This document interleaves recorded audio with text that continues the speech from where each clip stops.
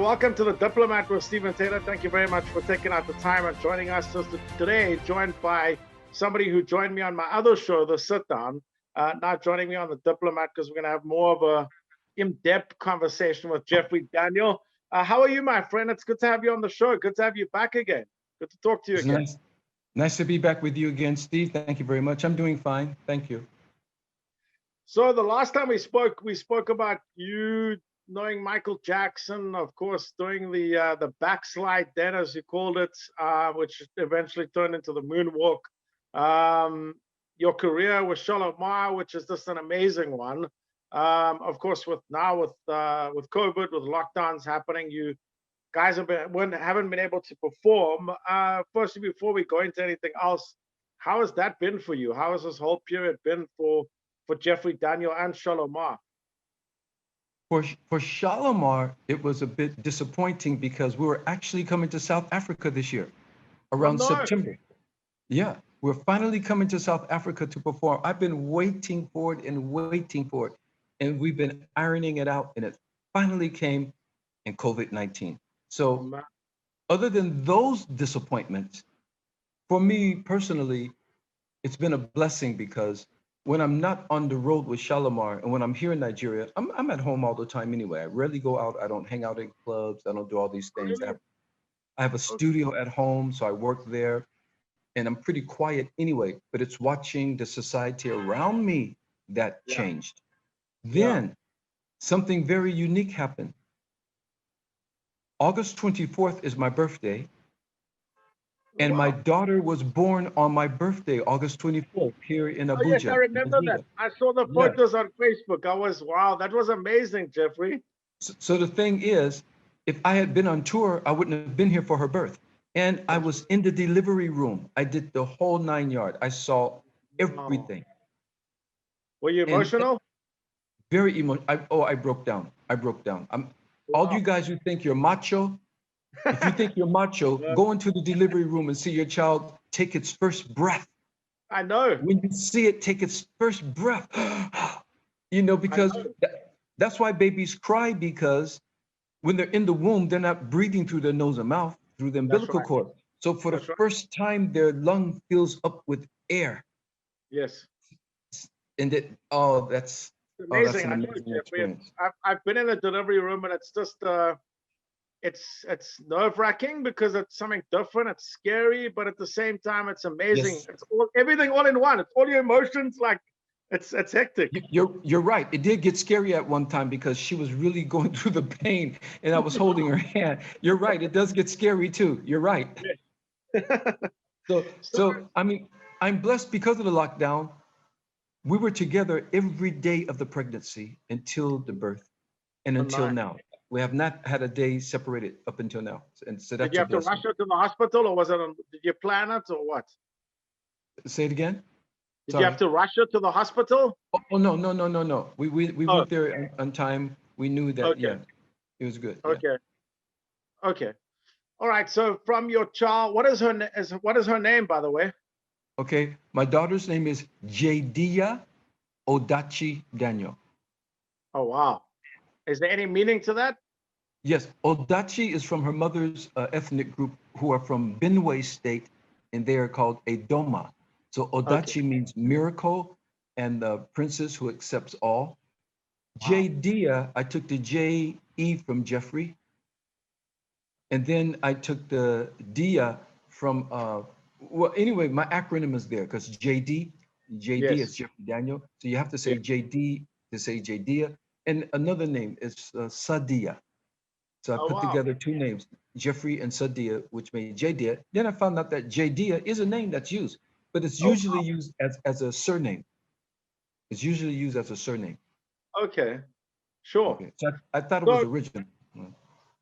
Beautiful. I saw those pictures on Facebook, and I was like, wow, man, Jeffrey, I'm so happy for you, man. I'm just, wow. It's not your first child, is it? No. She's my third daughter. Okay, but it's the first time you've been. Long time. My other daughters have grown up. Okay, so it's the first time you've been in the delivery room. First time in the delivery room, yes.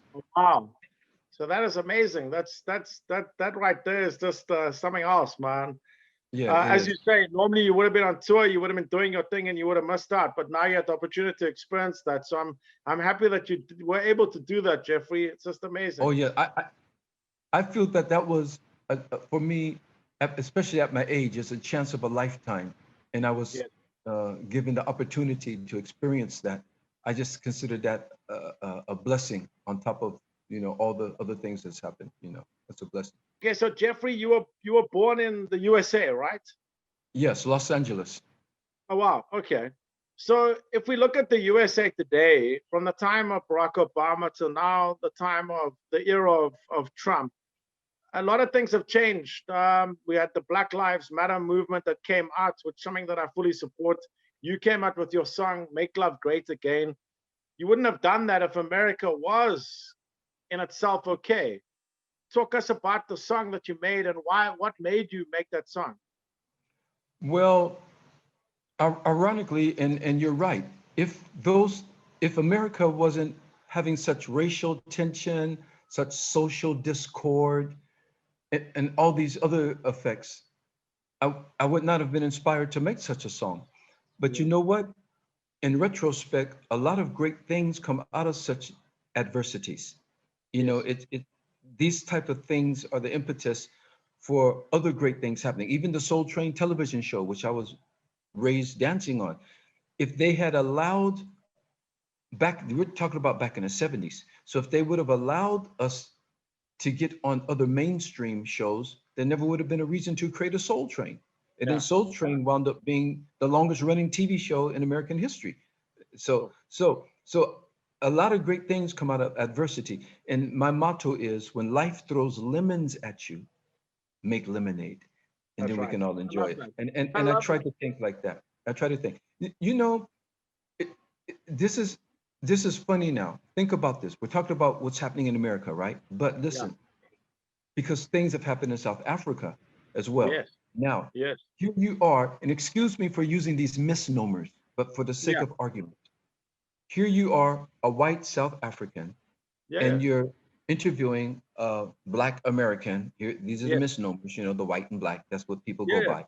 So, but look how things used to be, and look how things are now. And look how you and I can sit down like this and respect each other, That's right. love each other, Yes. and and get on And about and the we've order of the become day. friends along the way as well. Yeah, yeah, you see what I mean? So Yeah. so we're all in the world. No matter of yes, things have happened in the past that were very horrific for some people. Some things have happened in the past that really displaced people and things like that. But we're all on this planet together. Who's going Yeah. anywhere? Are Yeah. we going to wake up one day and all the white people are going to be gone? Are we going to wake up Yeah. one day all the black people are going to be gone?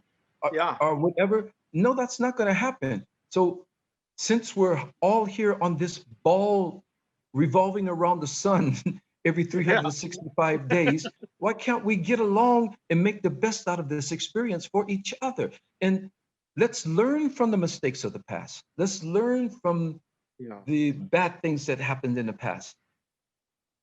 And then let's grow from them and build anew. I think that's the only way forward. Otherwise, these contentions are going to keep revisiting us every generation, like it has been for how many generations? Yeah. But you know what people don't understand, Jeffrey, is that I can't say when I'm born that I want to be white. You can't say when you are born that you want to be black. We are given the Exactly. life that we have. We cannot change that. We have to accept that, and we have to be the people that we are. And at the end of the day, it's how you go through life and how you respect people, and you know the way that you treat people is how people are going to look at you. They shouldn't look at you because you're a black person.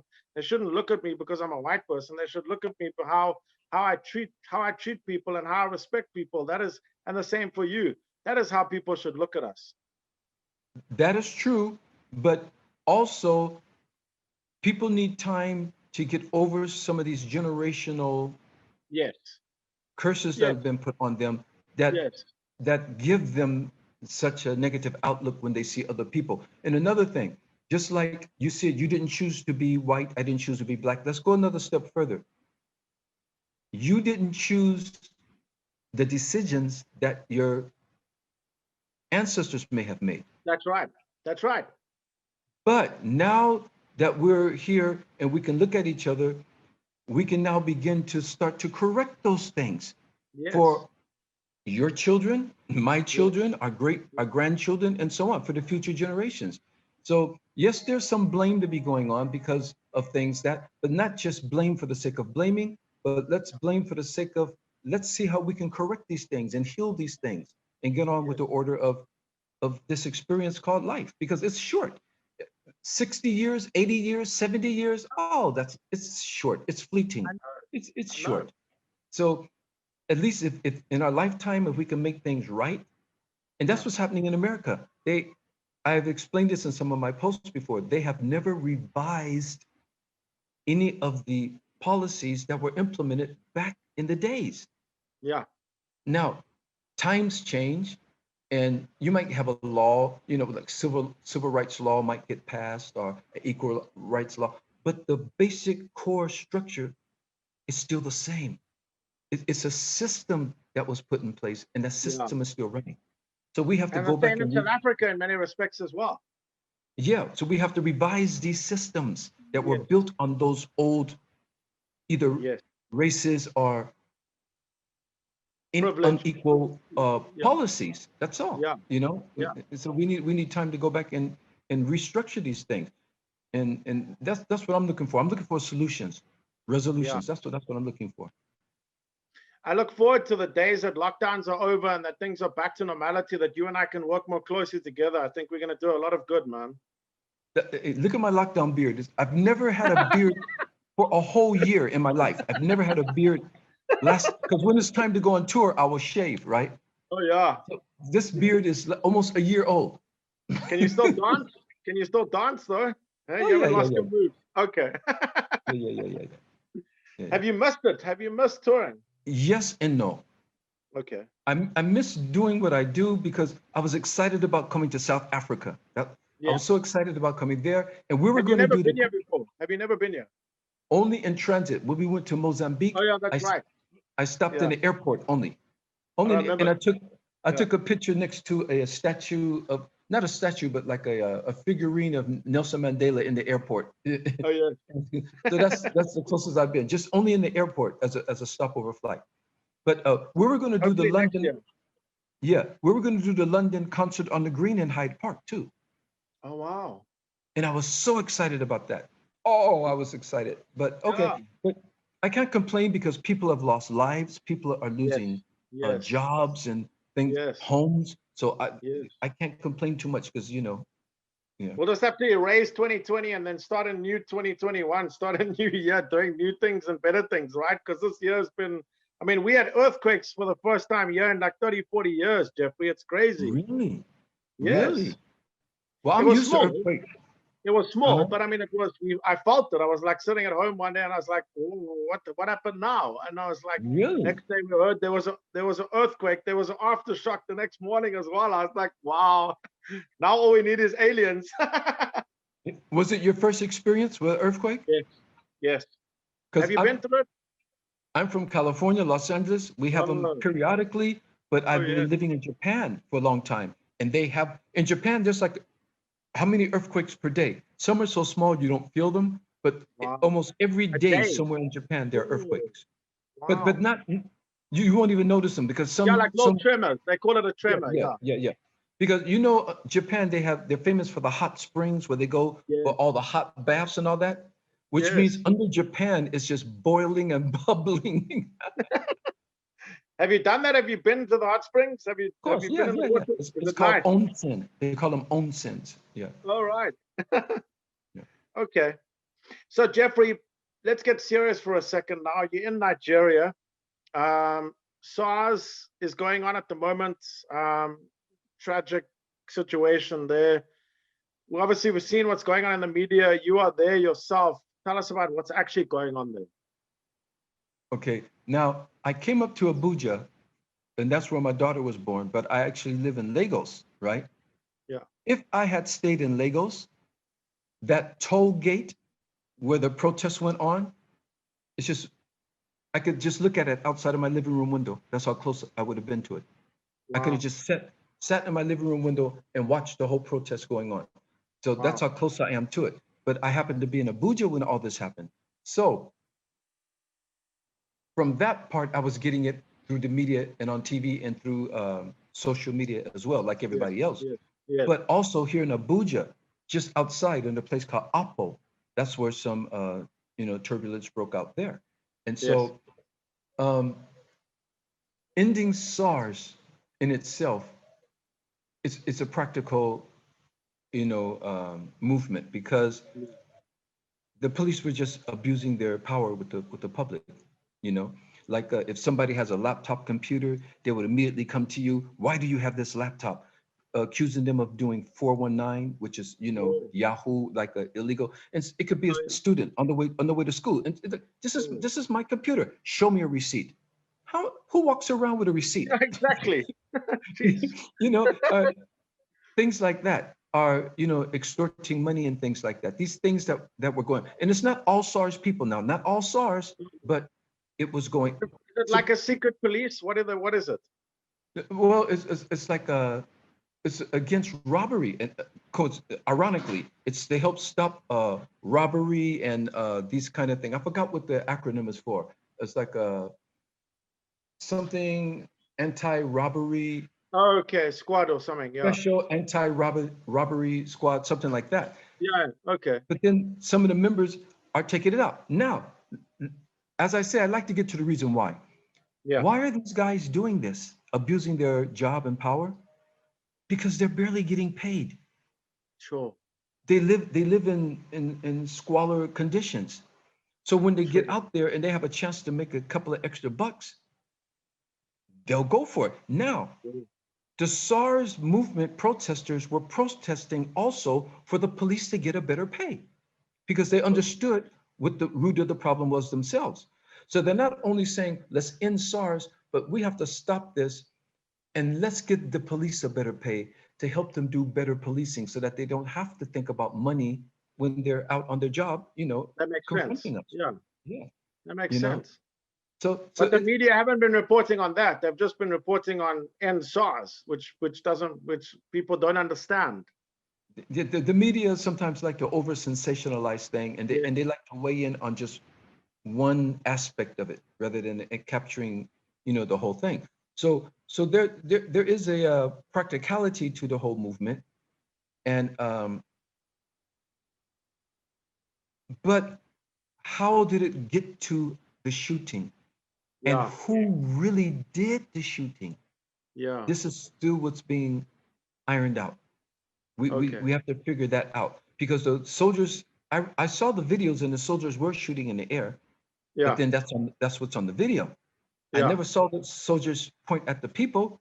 They could have. I don't know. I'm not saying yeah or nay, because I don't know. So could be anybody. Yeah. Then who started doing all the looting? Because think about it. It took a long time for them to build this beautiful brand new bus terminal in Lagos, on the way towards the airport near Oshodi. It's beautiful. And then they put these nice big blue buses on the road. Well, because of the protests, they went and burnt down the bus station and burnt the brand new buses. So now it's taking them 5 hours to get across the city because there's no transportation. Sure. So who would cut off their legs like that? These people, they went after banks. All the ATMs along where I live in Lakey, where I said I was close to it, on Admiralty Way, GT Bank, Polaris Bank, Access Bank. They damaged all the ATM machines and all the, so now the people can't even go to ATM now. So that doesn't sound like an anti-protest, how to say, that's vandalizing. Someone went like out a third force. Someone went there and infiltrated that thing and got in there and did something else. Because why would the people want to cut the legs off of them? Why would they want to cut the lifeline? They can't go to ATM. The ShopRite supermarket, they ran into the supermarket and just decimated the whole shopping mall. And so now they can't go to that market. They can't go to the other stores that were there. The employees that were working in the office, now these employees don't have a job. The employees that were working in the banks, the employees that were driving the buses and cleaning the buses and working at the bus terminals. Look how many people don't have jobs now. So that didn't really achieve any Yeah, positive objective. yeah. And That I don't think, diverted from the main story of what was really happening, and now yeah, now there's that as well. So because the sure. protest was peaceful. Up until Yeah. then, the protest was very peaceful. And a lot of celebrities joined in. DeVito, Tiwa Savage, uh, Wizkid and Flavor. I think they were doing it from London. Wow. Bows, uh, all these, and some actors and actresses. Yeah. Ramsey Noah. There are a lot of people who were joining in on it. So it was very organized and very peaceful until that broke out. So now they're trying to figure out who is really behind all of the you know, the things that Yeah. derailed the movement on Yeah. both sides, on the Yeah. military side and on the protester side. They're trying to figure out how did it go wrong? Where did it go wrong? But sadly, in the world as we know it, there's a lot of corrupt people in itself. So I mean, if there are one or two SARS people that are doing wrong things, you shouldn't have to end the whole police force just because of one or two, because it happens around the world. There are people that do wrong things. We shouldn't have to end the whole thing. And if it does come down to them getting less money, they should be getting more money then I support that. But at the end of the day, the violence from both sides must stop. Solution must be found so that everyone can move forward. You're absolutely right, I think. And but I mean, the protesters were saying because they had troubles with SARS some years ago, and they said they're going to reform it or something. Then they had trouble with it again the next year. Same thing, trouble. I think this time the people really just had it. Yeah. And so Yeah. they came out and said, end it. You have to stop it. Now that is a tall order to demand to the presidency or the Yeah. government. But they have to think about one more thing. If you really felt that many SARS members are that corrupt, Yeah. and if you suddenly stop their job, what do you think they're Yeah. going to do now for a living? Exactly. It's sure, it Now makes it even worse, right? they'll be doing illegally what they were doing legally. Yeah. Well, it So, was never legal what they were doing, but I mean, you know what I yeah, mean. yeah.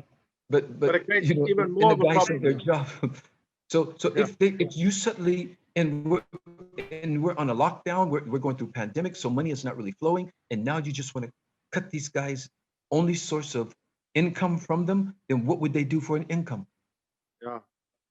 So Yeah, I that's the think big question. Mm. in that respect, I think the presidency was right to try to reform. They said even give them a psychological evaluation to see which members Okay. are really, you know, Yeah. going in that Is that what they direction. said? Is that what they decided? Yeah. Okay. So I think they would have wanted to, that may have been a better answer because you can't just suddenly snatch the lifeline from these guys No. who, No. especially the ones who are doing these corrupt things, Yeah. then they're going to just go out and do it now for a living.